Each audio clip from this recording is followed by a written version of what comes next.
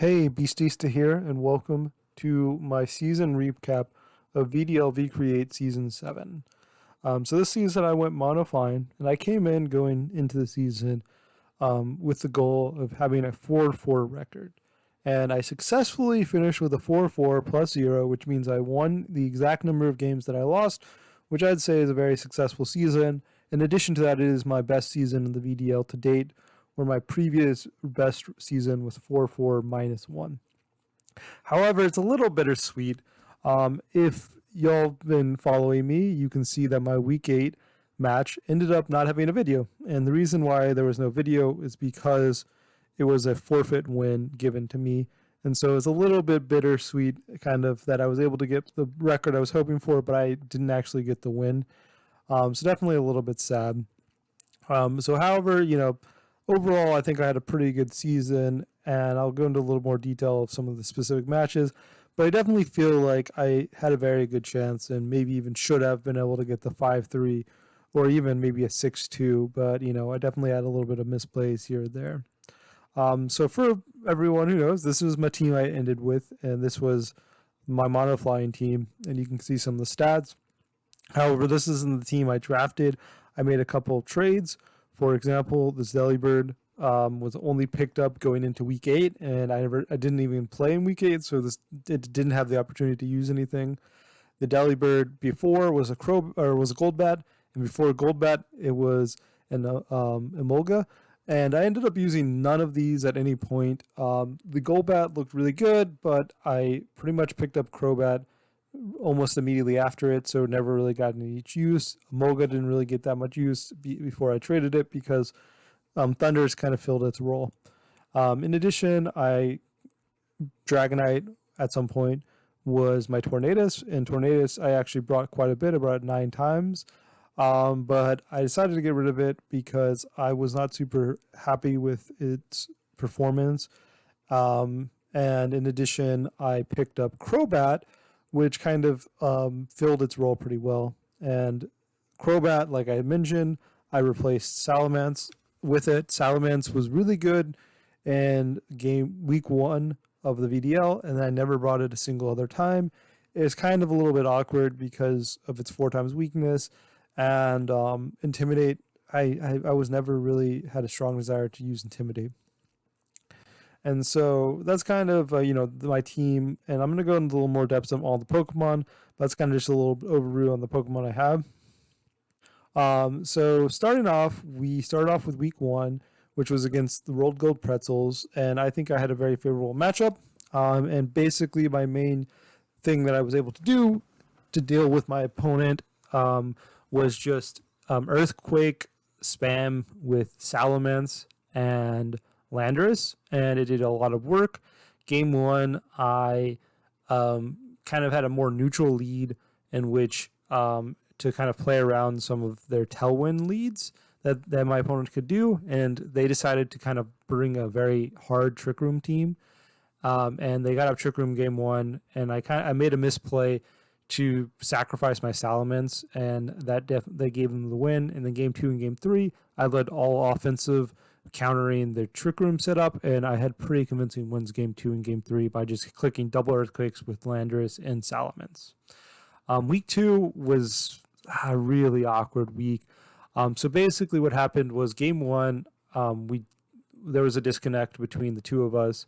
Neither of us lost internet connection, but what ended up happening was we don't know what was going to happen in the end game.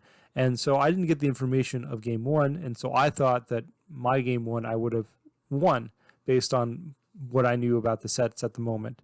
And so game 2, I kind of adjusted my game plan to get to the same end game. And I got to the same end game and lost. And so what happens is if I would have learned what happened in game 1, I probably would have adjusted and thus kind of lean towards a different end game, and I think I would have been able to get game 2. I don't know if I would have gotten the set, but I definitely think that I would have at least lost 1-2, if not actually won the set 2-1, if the disconnect didn't happen. And the 4-4 plus 1 could have been really impactful for the playoff race, but it ended up not really mattering because I would have needed to get 4-4 plus 2 to get to the playoff race. Week 3, went really badly. I didn't really have any answer to fake out Raichu with Lunatone Trick Room lead. I didn't have a way to deal with that because the only really mon I had that could do anything would be Whirlwind on the Skarmory with Quick Guard on the Hawlucha.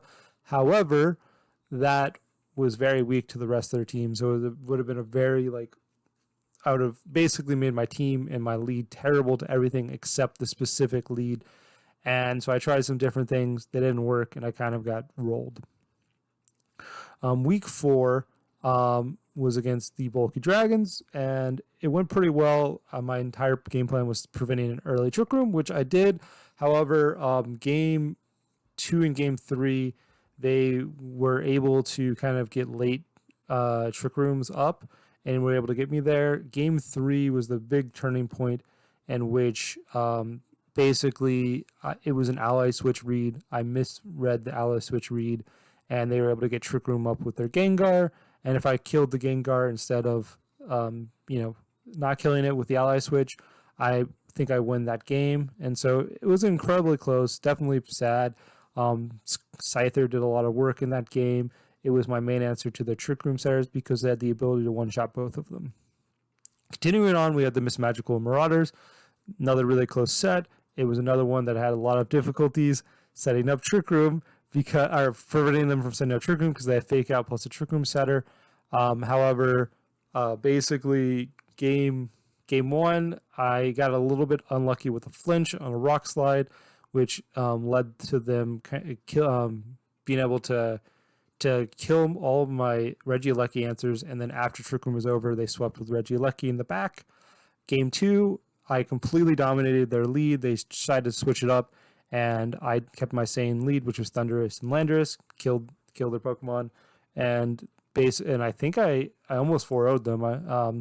And then Game 3 was an incredibly close back and forth. They adjusted very well to my lead, and it ended up coming down to this in-game situation where they needed to decide whether or not they were going to attack or protect with the Regieleki, and depending on who got the read right, that would have been who got the game, and I ended up getting the read right and won the game. Week 6 was a match which I definitely surprisingly won because my Pokemon that should be faster than theirs were actually slower because I ended up going very little speed investment. And so they set up Trick Room. However, my Landorus was slower, and so was my Articuno. So my 101 base speed Pokemon was outspeeding their 85 base speed Pokemon, and so that in Trick Room. And so it ended up being this weird situation where they set up Trick Room, and it ended up benefiting me. And so I got a really commanding Game 1 win. Game 2, I got very lucky with a burn, and some kind of some reads, and I was able to get the win. Just with Articuno being a huge offensive threat. Week 7 was another one that was incredibly close. It was a back and forth. I made major misplays in Game 2 where I had a terrible lead, and then I didn't adjust the lead quickly. And then Game 3 kind of came down to me not reading them switching out into an Aerodactyl and going for a ground move onto that spot. And that definitely punished me. In addition, this is when I made my trades where I got Dragonite and Crobat. Dragonite and Crobat were really helpful. Dragonite having water coverage did massive damage to my opponent's team. Crobat not being able to be faked out was really big. And this was the first week that my opponents didn't use Trick Room, which was also nice. And then finally, we have Week 8, which was the forfeit. So overall, it was pretty good. You see, like Week 7, I think there was a very clear path that I could have won. I just needed to read a switch in that was very obvious. Week 4, I needed to read an ally switch a little bit differently, and I would have won. And then Week 2, I think I might have been able to win if we didn't have the awkward internet issues. And so I definitely think that there's a good chance that I could be in the playoffs right now, but sadly, I am not. And so let's kind of go up with my overall team review. So general thoughts. One of my biggest problems was I have no slow Pokemon. If you look at my team, this was the team I started with. My slowest Pokemon is 70 base speed, which is very fast for a very slowest Pokemon on my team.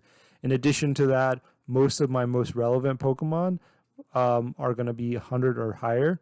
And that definitely was very awkward. And so if you remember kind of the breakdown I had of my matches, my first 6 weeks were my opponents were Trick Room oriented. And then week 7 was after I got rid of my Tornadus, and that was the first week that my opponents did not lean Trick Room. And then week 8 didn't happen. So 6 of my 7 total games I played were my opponents were setting up Trick Room against me, which obviously makes sense when you look at my speed tiers, and definitely was a problem with my team. Another general thought is my team had a lot of 4x weaknesses. If you look at my final team that I had, I end up having 6 Pokemon with 4x weaknesses. And not only do I have 6 Pokemon with 4x weaknesses, 2 of the other Pokemon that don't have 4x weaknesses are pretty frail in Swoobat and Hawlucha. And so they are virtually kind of have 4x weaknesses. So obviously, some of these can be mitigated to a certain extent. Dragonite having multi-scale definitely helps. Articuno being incredibly bulky helps. But for some of these, it doesn't really help. And so that's definitely a big problem, because not only do I have 4x weaknesses with all these Pokemon, I have 4x weaknesses to common weaknesses among my team. So for example, Dragonite's Ice 4x weakness is very bad because I have, 5, 6, 7 other Pokemon that have ice weaknesses in addition to Dragonite's 4x weakness. So definitely made some more bulky Pokemon not be able to be bulky because I have so many 4x weaknesses. And definitely I frequently have to bring Pokemon with 4x weaknesses, and it either makes me have to use a lot of berries that resist berries like Yachi Berry or Wakan Berry, or it makes me have to, use Focus Sash on Pokemons that normally wouldn't want to be running Focus Sash on, such as Landorus. Continuing on, I think the trades helped the team a lot. So namely, the biggest trade was Crobat and Dragonite for Tornadus and Salamence was really big. Salamence, I was never really impressed with. It just never felt like it was worth bringing over any of the other Pokemon. Tornadus I brought a lot, but it ended up just not doing much. Its win rate was very bad. I think it ended up having a 33% win rate when I brought it. I frequently brought it as my opening lead in game 1, and then game 2s and 3s, I decided it wasn't worth bringing because it was so little impact. My opponents, I think part of it is that the fact that my opponents were so Trick Room oriented, so the Tailwind didn't matter much, and the Taunt ended up not mattering much because of Fake Out my opponents brought or Mental Herb. And so it ended up being pretty awkward. And so I think the other thing is Dragonite and Crobat both have Inner Focus. And what I saw was one of the most common leads against me was Fake Out Mon plus a Trick Room setter. And they get up Trick Room. And I had no way to really deal with that other than basically Hawlucha Quick Guarding plus, Whirlwind from Skarmory. And that was very inconsistent and definitely required me to bring 2 Pokemon that might be not good in the matchup in order to just deal with Trick Room. And now Crobat, in the end, was just with Inner Focus and Whirlwind, could pretty much deal with any Trick Room on turn 1. So I definitely think that has helped my team greatly, and I'm really sad I didn't do it earlier. Obviously, one of the reasons I didn't do it earlier is Crobat wasn't available. However, I think having an Inner Focus Mon or 2 would have been very useful. I think that if I was able to drop Salamence for something like Tornadus Therian earlier and then get Dragonite, it also might have been pretty helpful. But definitely happy with the trades, and sad I couldn't get to use them more since I used them 1 week. Next up, we have exploitable Keymons. And so what I mean by that is that Landorus is one of my most important Mons. What I mean by exploitable in this aspect is that obviously it has the 4x weakness to ice. In addition to that, I kind of is forced to run ground coverage because it doesn't have flying coverage and it doesn't have the best moves coverage pool. And so it's very easy to deal with Landorus by just running a Shuka Berry and having a Mon that has ice coverage in addition to the Shuka Berry. And that's definitely one of the big downsides with Landorus is that it's very easily predicted. So some of the other key mons would be Mantine. Mantine is water flying was a very important type for me to have because of if it's neutral to ice and its ability to do super effective damage into rock mons. One of my biggest weaknesses was rock mons that didn't have ground weaknesses. And because Mantine had some exploitable weaknesses in two aspects. One, it does not have the best offense, despite being, and so even with the water stab, it didn't do as much damage as I would like. In addition to that, it has very frail defenses, and that's kind of one of the awkward parts of it, is that whenever I wanted a water mon on my team, I couldn't really bring it if my opponent was a very physical team. And so if I had a mon like Gyarados in that spot over it, I think it would have been a lot more useful because it could come regardless of if their team was physical or special. On the other side, we have Skarmory, which steel flying is another type that's incredibly important to my team because of stab, super effective damage into rock. It's rock resist and it's ice resist, and also stab super effective damage into ice. Incredibly important to my team. However, because my steel flying mon had very terrible special defense, it made it really awkward to bring against heavy special attackers. For example, I think in my match against the Old English Ice Cues, they had a Mr.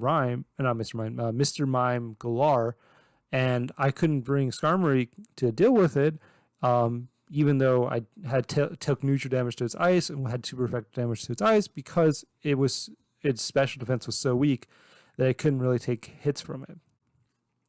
And so that's kind of what I mean by some of these exploitable mons.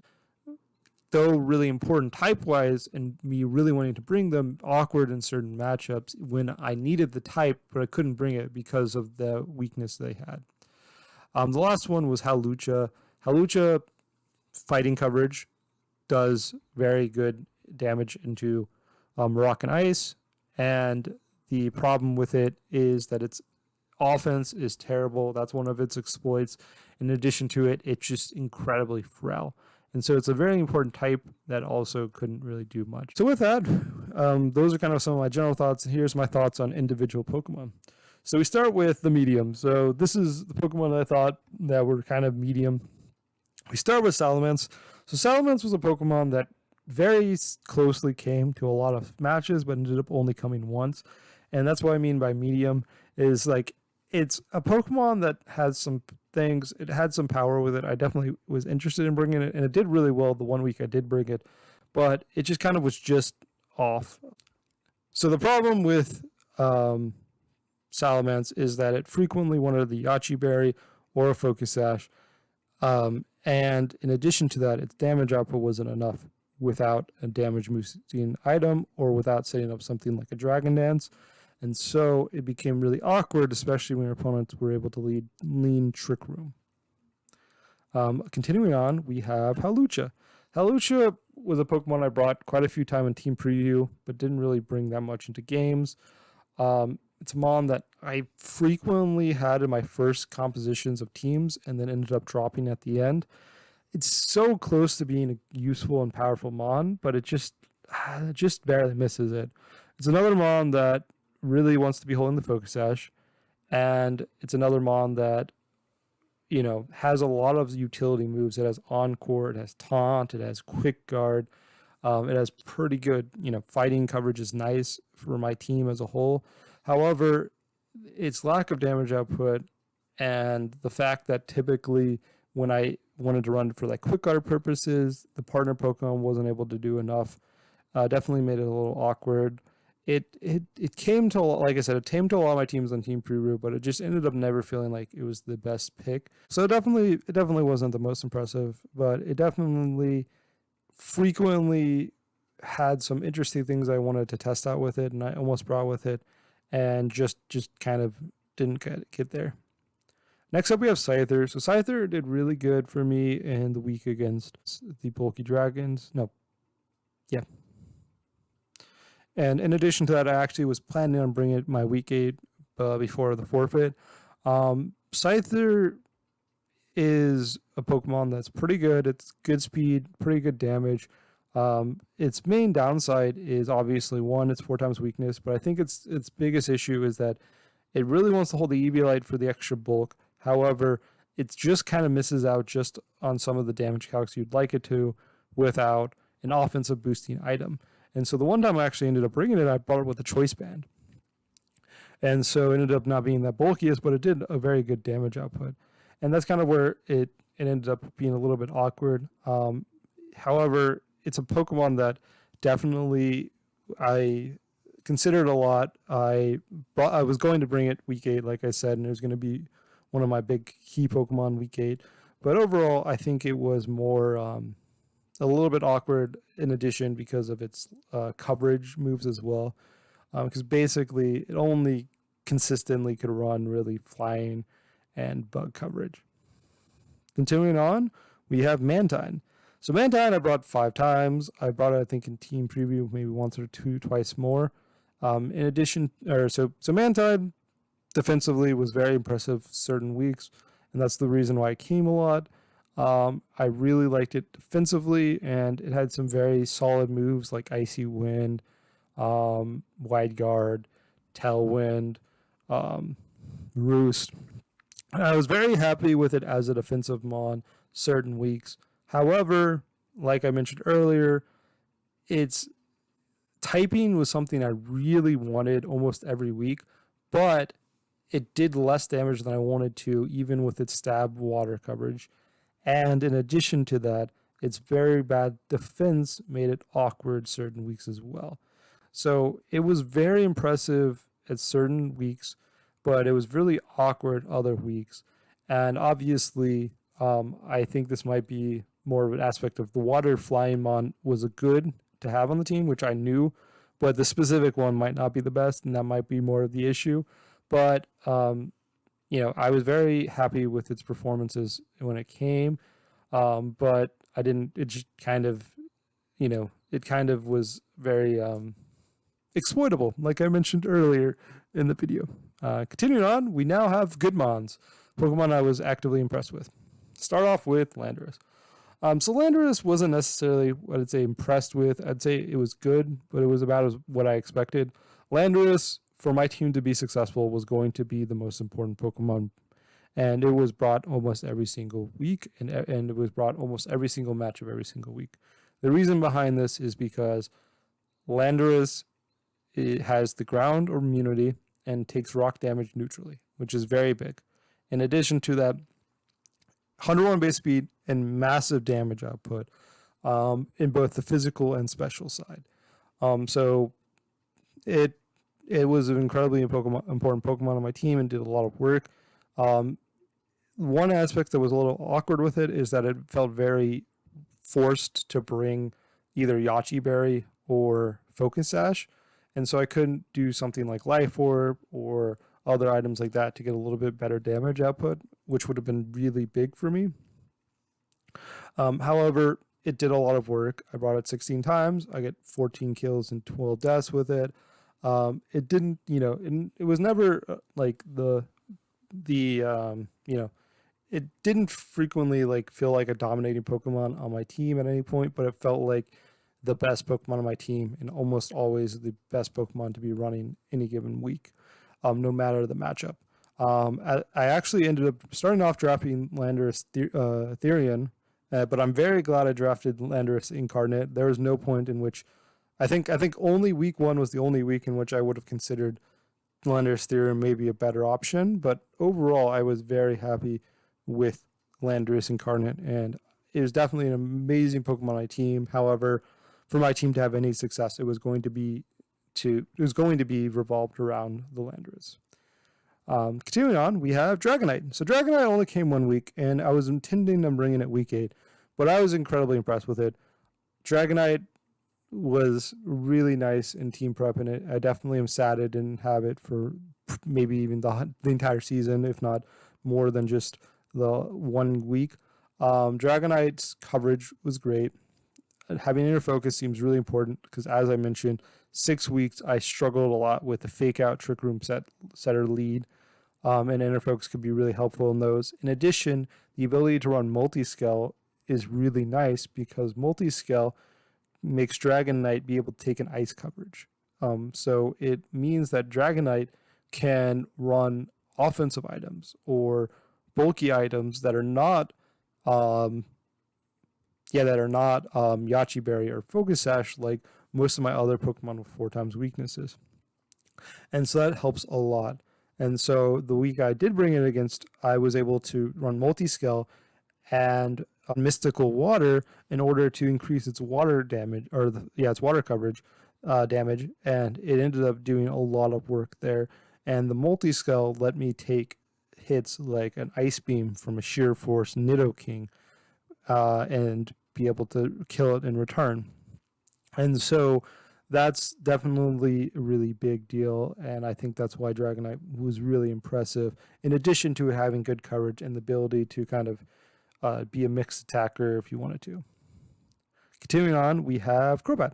Crobat, another Pokemon I sadly only had for 1 week, but it was really nice having, and it helped flowcharting so much nicer for my week 8 that ended up not happening. Inner Focus seems like one of the biggest downsides of me not getting in my original draft plan. In addition to that, it sets up Tailwind very consistently. It's bulkier than Tornadus, which is my original Tailwind setter. It's faster than Tornadus, and so it gives me a fast Mon, even a pretty fast Mon that even outside of Tailwind. In addition, it gets Whirlwind, which means that it can pretty consistently prevent Trick Room if you want it to. So definitely was very impressed with it in the 2 weeks I had it. I'm definitely sad I didn't kind of draft it with my original draft plan. I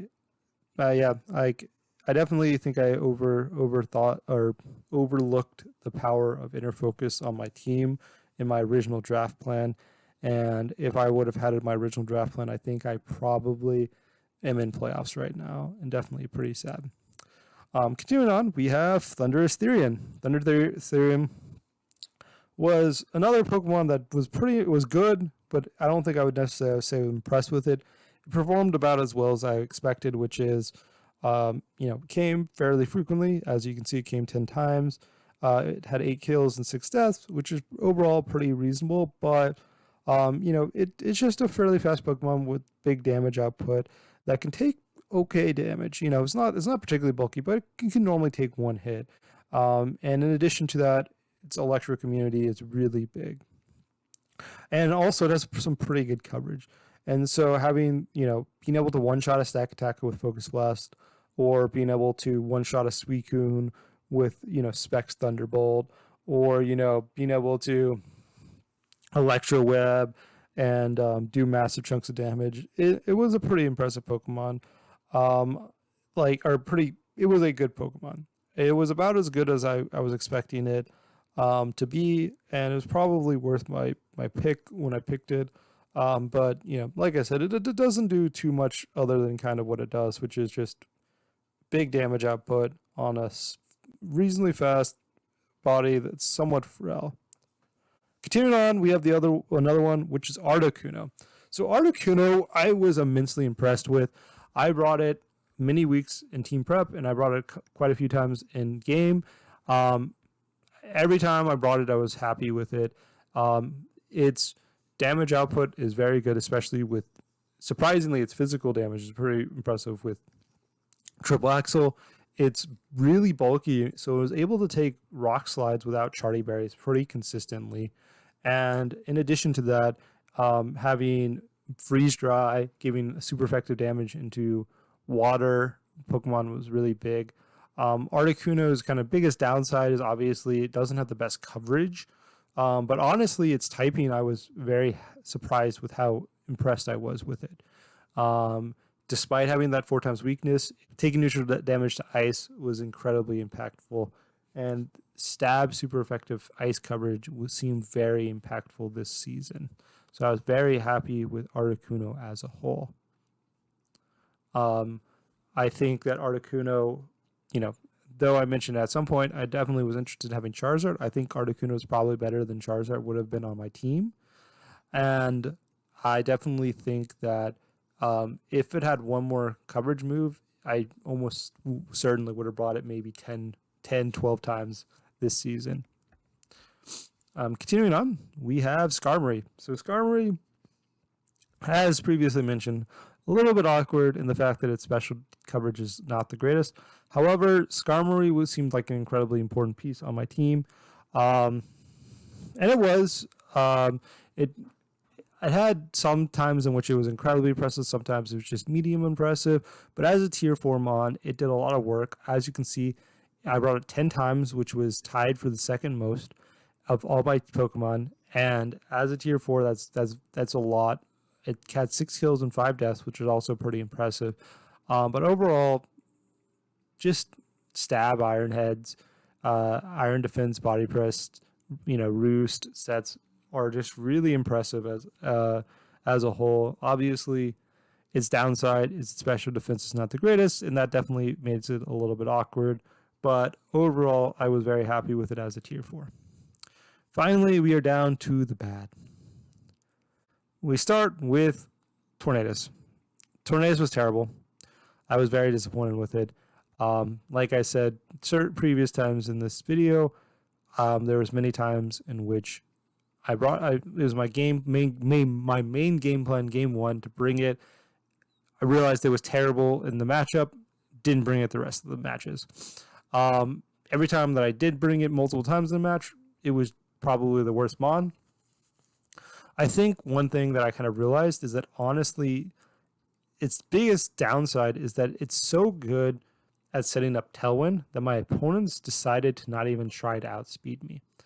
And I think Tornadus was my biggest problem with why my opponents set up Trick Room so much, was because my opponents said, okay, there's no reason for me to even try to outspeed them. Let's just underspeed them and set up Trick Room. And that was, I think, a problem with it because my team's base speed is so high. Tailwind is not that impactful even in that aspect. But in addition to that, because I get so consistent Tailwinds, my opponents didn't try to set up to use Choice Scarf, or they didn't really try to set up their own Tailwind. They just gave up on that battle. And with that, I struggled because my opponents just went Trick Room and they beat me in Trick Room because my team is very bad in Trick Room. And the 1 week I didn't have to deal with Trick Room was the 1 week I traded away my Tornadus. And I think that if Tornadus was gone the entire season and I fought a couple more battles outside of Trick Room, I think I would have been able to get maybe a couple more wins and be in a more favorable position. So definitely a little bit sad for my for Tornadus. In addition, it just never did anything that useful or that interesting. Its damage output was never that great. Its bulk was never that great. Taunt never was that useful. Tailwind was never that useful. And so it kind of just annoyed my opponents in prep. That's about all it did. The saddest part about this is actually that Tornadus was not on my original draft plan. I ended up drafting it because I was incredibly surprised that it got back to me on the wheel. And I was like, oh, it's such a powerful Pokemon. I might as well get it. And that is definitely my biggest regret of my draft, is that I adjusted my game plan and picked it up because I thought it was such a good, powerful Pokemon. And if I didn't pick it up, not only would I have probably a better Tailwind setter and maybe something like Crobat, in addition to that, there's a good chance that my water flying Pokemon is Gyarados instead of Mantine, which also would make me incredibly happier because Gyarados has a lot more damage output and is better on the defensive side, especially with the Intimidate, and definitely would have helped cover that weakness on my team. Continuing on, we have Delibird. Okay, so Delibird might not be the best to include in the good, the bad, or the medium, because it only had it had no opportunity to actually come, but I just like to include it because I don't think it's that good of a month. Continuing on, we also have the Golbat and the Mulga. So these had more opportunities, but all 4 of them never came. None of them felt particularly useful to came. I think Golbat may have been able to come once or twice if I had it the entire season. However, it really never had the great opportunity to come. And so these aren't bad, mainly on technicality of the fact I never brought them. Continuing on, we have Swoobat, which did come once, but I don't know. Swoobat, I tried a lot of things. I wanted to make it work, and there's many times I tried to make it work in prep, but it just didn't work out. So Swoobat's simple with Calm Mind or simple with Amnesia. Just don't help it enough with its stats because its stats are so bad. So y'all didn't see this, but like I like in some prep, I had like an Amnesia Swoobat, so at +4 special defense, and it still got two shot by relatively weak special attackers, despite having a +4 special defense. So I tried a really interesting set that I wanted to try, and I tested a couple times and ended up deciding it wasn't worth it. Was a Halucha with flinging a berry into the Swoobat with a weakness policy. So weakness policy would activate and get Swoobat up to +4 special attack, +4 attack, and then the berry would be like a key berry, for example, and increase Swoobat's defense by 2 stages because of simple. And then you could do store power, and store power would do massive chunks of damage to everything. Obviously, the downside with this is fake out. And if Ivana just fakes out, it becomes really awkward. Or if they have a Pokemon that outspeeds Swoobat, or if they have a Choice Scarf Mon that can outspeed Swoobat, and they can one-shot it before I can get my attacks off. And that's kind of the problem with Swoobat, is that without those boosts, it gets one-shot. And even with those boosts, it doesn't do as much damage as you'd hope, and it doesn't take as much damage, or it doesn't like take as many hits as you'd like it to, despite being massively boosted on its stats. And so that's all. So overall, I think my team was honestly not that great. It was okay. There's definitely some strengths of the team and some ons that I think were pretty impressive. I definitely think that I could have played it better, and I probably should have played it better. And there's a good chance that I could have been in playoffs. However, overall, my original team that I drafted, I think had major weaknesses, namely Fake Out plus Trick Room. With my improvements, I think my team became a lot better. And if I had my final team the entire season, I think I probably am in playoffs, because I think that all my Pokemon that I originally started with were definitely a lot less impressive than the ones I have now. But in the end, I can't be too upset with the season, because going 4-4 plus 0 is really good for me. Like I said, it's my best season to date in the VDL, and I'm pretty happy with that as a whole. But definitely a little bittersweet, because I definitely feel like a couple of misplays here could have got me into playoffs, and I definitely am a little bit sad that I couldn't get more use out of Dragonite, because Dragonite is one of my favorite Pokemon. In addition to that, it was really fun playing with it, and I'm sad I only got 1 week out of it. Especially since I've already done Mono Dragon and Mono Flying, so there's a good chance I won't have a chance to play it much in the future in draft leagues. So with that, thank you for watching. I hope you enjoyed, and I'll see you next season.